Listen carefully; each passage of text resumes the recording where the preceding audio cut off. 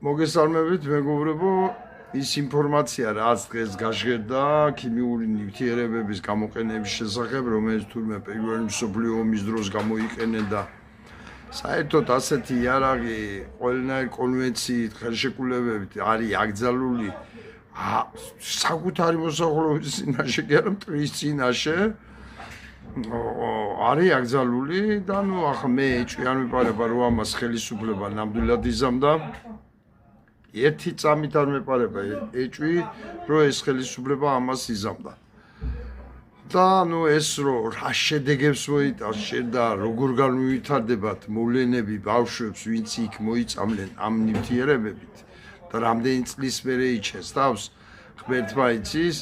ამიტომ საჭიროა ბრძოლა ახლავე და ყველა იმ მოწამლული ვინც მაშინ თქვათ ამის ქვეშ მოყვენ მათი მკურნალობა აუცილებლად უკვე შესწავლა და მკურნალობა დასაწყების სასწრაფოდ რომ ძიმე შედეგები არ დაგვიდგეს. არა მარტო ისინი ვინც მოიწამლენ იქ ახალგაზრდობა ვინც მიტინგზე იდგა.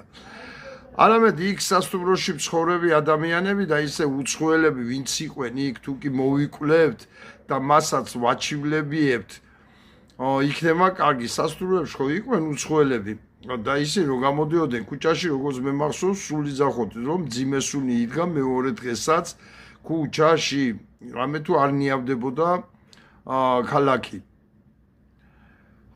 აგრეთვე მოწამლული იქნებიან პოლიციელებიც რომელსაც ნიღბები არ ქონდათ და აიწინაღები არ ქონდათ სპეცნაზის გარდა ვინც იყო აიწინაღების გარეშე იქ პოლიციელების მოწამლული იქნება და მათაც მოუწოდებ დაიწყეთ დროზე მკურნალობა.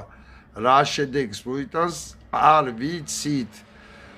არავინ ეს არ იცის, რა თქმა უნდა ზეწოლა უნდა მოხდეს და ამისთვის უნდა ჩაინიშნოს აქცია ჩემი აზრით და დიდი აქცია უნდა იყოს რომ მთავრობას ეგრეთ წოდებულ მთავრობას მოვთხოვოთ მოგცეს ზუსტი დასახელება ნივთიერების რა ნივთიერებაცა მოვითხოვოთ საზღვარგარეთიდან ექიმების შართვა რომლებსაც მეტი გამოცდილება აქვენ და მეტი ცოდნა აქვენ და მათმა დაიწყონ დიაგნოზების დასმა და